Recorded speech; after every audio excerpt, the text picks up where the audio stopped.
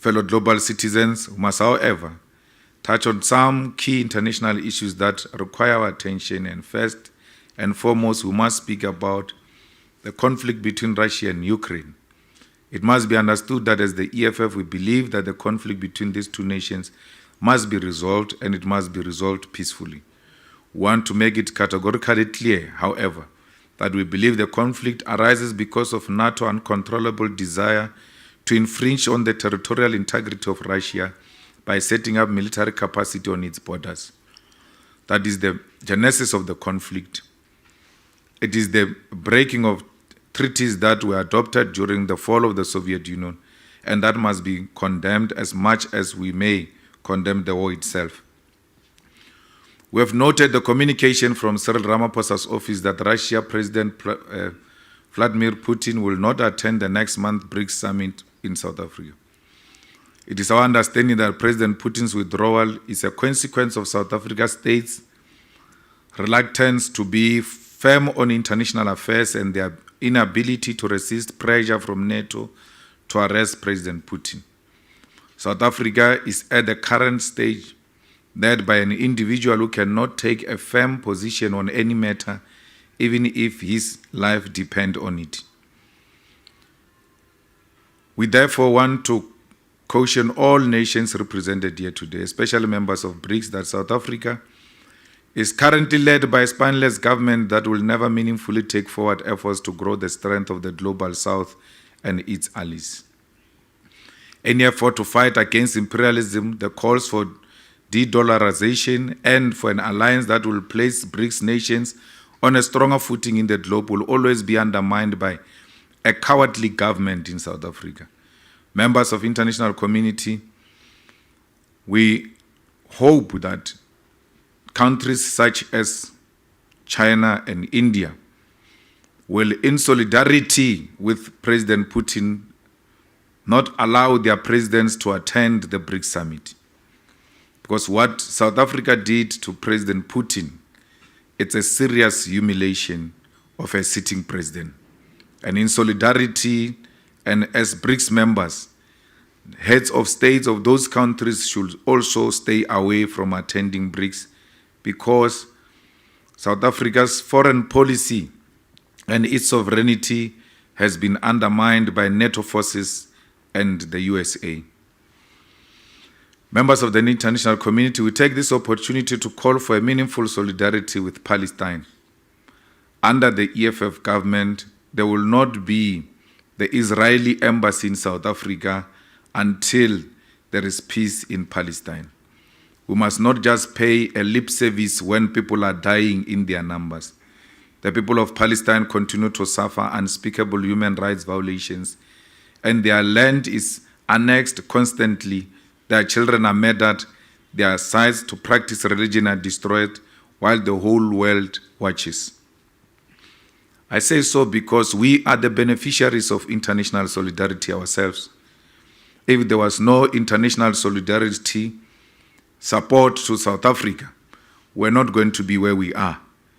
And this is our turn to also show support to all those who are being oppressed by other nations. We want the people of Western Sahara to have their land back without any interference by Morocco. But Morocco and Western Sahara should exist as brothers and sisters and not see each other as enemies. We're asking for peace and long-lasting solution between Western Sahara and Morocco. And that peace should be characterized by the release of the land of the people of Western Sahara. We must not fear intimidation or loss of funding simply because we are too scared to condemn the crimes against the people who violate the rights of others. We want to make the same call with regards to our friends and comrades in Cuba who suffer under the yoke of trade embargoes because they dare to be socialist. The trade embargoes against Cuba must be lifted, as it is inhuman to punish a nation for taking different ideological leaning with regard to how they run their society. The Cubans helped us fight for our liberation in Africa. They continue to help the whole world with quality health care interventions, and they don't send soldiers to go and bombard other people's nations. They send doctors to go and save life and make sure that our people receive the primary health care. We are calling for an end to ideologically inspired sanctions by nations in the West that are used as a tool to undermine the sovereignty of nations in the global South and Africa. We call for lifting of sanctions in Zimbabwe, not that we agree with the people, with the government of Zimbabwe or the president of Zimbabwe, but it is the people, the ordinary people of Zimbabwe, who are suffering under these sanctions. And we want the sanctions lifted, and we want the people of Zimbabwe, particularly those who are in South Africa, to return back to Zimbabwe and make their own determination as to how they want their country to succeed. But that country will never succeed under the sanctions. Africa has been independent for more than 60 years, yet we experience challenges of development even after 6 years of independence. The Western countries cannot live without African continent, using our fellow African brothers to destroy ourselves. We want peace in Mali and welcome the dropping of French as an official language in Mali. That is one progressive movement. Doesn't mean French cannot be spoken, but to say we have conquered the imperialists and colonizers and continue to have their languages as official languages is self-imprisonment. We call for peace in the land of Thomas Sankara of Burkina Faso, who paid the price of his own blood by the coup orchestrated by the Western. We call for peace in Sudan and reconciliation of the Sudanese people, who are tired to see the silence of the international community towards the continuous bloodshed in the eastern DRC. The Western countries supporting some neighboring countries in DRC to destabilize the eastern DRC.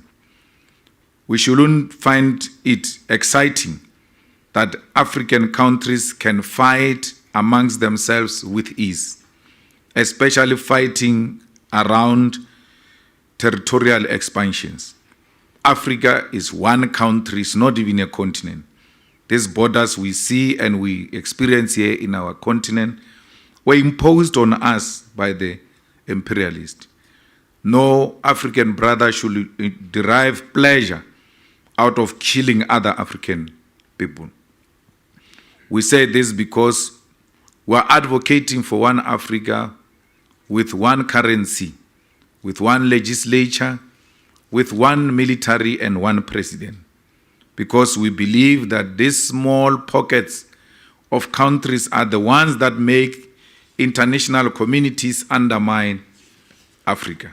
Just imagine one president of Russia or America calling all the presidents of all countries to their countries to be addressed by one president. We see that as belittling and undermining our continent. We believe that if we have one currency based on our mineral and natural resources, it will be one such a strong currency, and it will place Africa firmly on the international table. The coal power stations that were decommissioned will recommission them. Because you can't decommission a power station for green energy that gives you less than what that power station was giving you. It's illogical. We are all for green. We are all for clean energy, but not at the detriment of the economy of South Africa. We cannot destroy our base to appease USA and the UK. If the green gives me 2,000 megawatts, whatever I'm going to decommission should be giving me 2,000 megawatts or even less. So I know I decommission this one, and the alternative is this one, and therefore I don't run short of what I'm requiring to sustain the economy of South Africa and to give our people a reliable electricity. So we also are going to stop this thing of taking out our clean energy, our clean coal to outside countries and leaving us here with a dirty coal and being told we are polluting. The pollution, whether it happens in China, whether it happens in the UK, whether it happens in Germany, whether it happens in the USA, is going to affect us even here in South Africa. So why is there a story that we must not use coal in South Africa, yet we see tons, millions and millions of tons being taken out of South Africa? Where are they going? The story should not be let's decommission coal power stations. The story should be coal because it's not clean and it's not good for the environment. Let's stop mining coal at all. So no one uses coal. It can't be that South Africa must not use coal, but other people are using coal. It's wrong. So there's no coal that is going to live here. We're going to make sure that we produce enough and reliable and clean coal, and we'll engage with our own allies in the form of China and all of to come with new technology to deal with emission. So we need to make sure that that which we say other people must not do, we don't do ourselves. Because to ask of us to self-destruct and use us as an experiment in exchange for money and to killing of our people, because this load shedding has killed a lot of people here in South Africa, has killed a lot of businesses here in South Africa, and you can all feel it. Yet, we must be the first ones to be used as an experiment. You need a very firm leadership that will prioritize the interest of the country before any other thing and not sell the country to the highest bidder. China can help us, even with load shedding. We need a government that has got interests and that negotiate good terms and say to China, build it, operate it, and hand it over to South Africa. The Chinese will never refuse to do that. They've never refused to do that.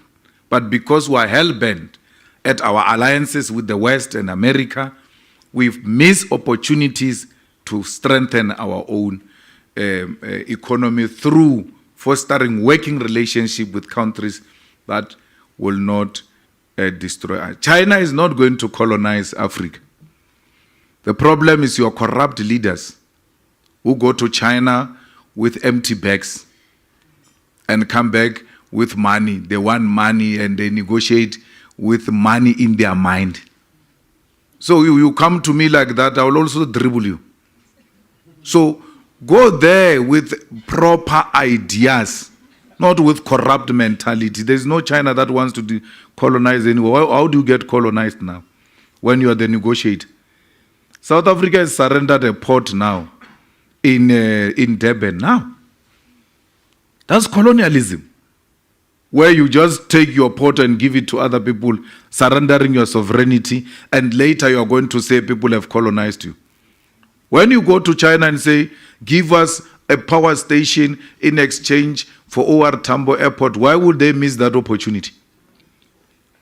It's not them, it's your stupidity as leaders. There's no policy of China. We've gone through it many times that seeks to colonize anyone.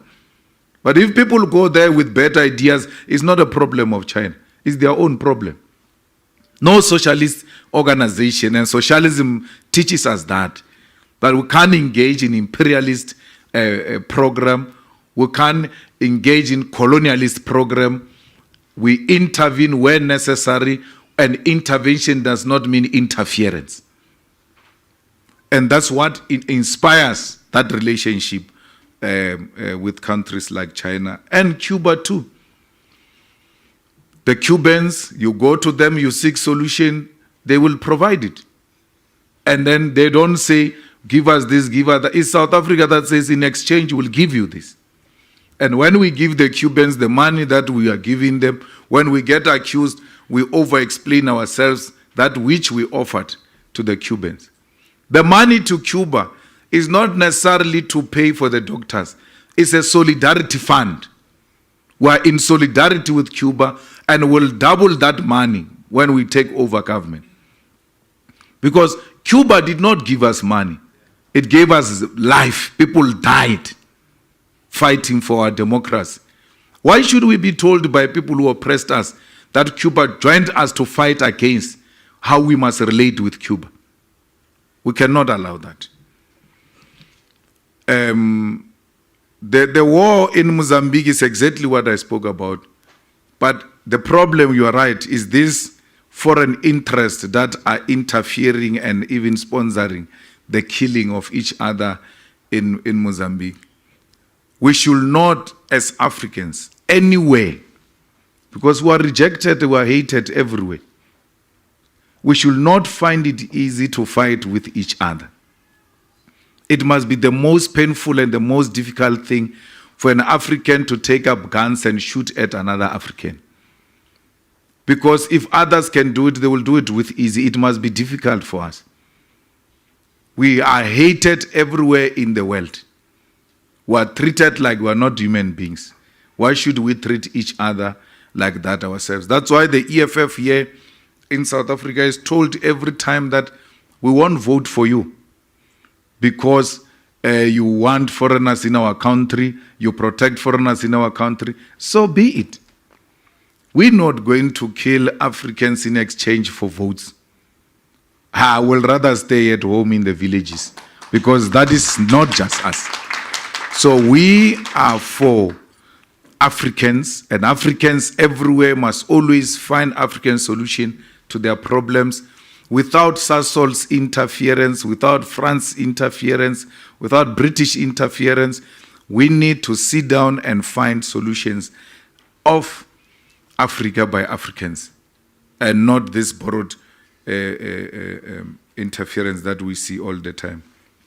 So we are aware of what's happening in Mozambique, and we will make sure that the government of the EFF finds an African solution which is going to be permanent and not driven by foreign company or multinational companies' interests.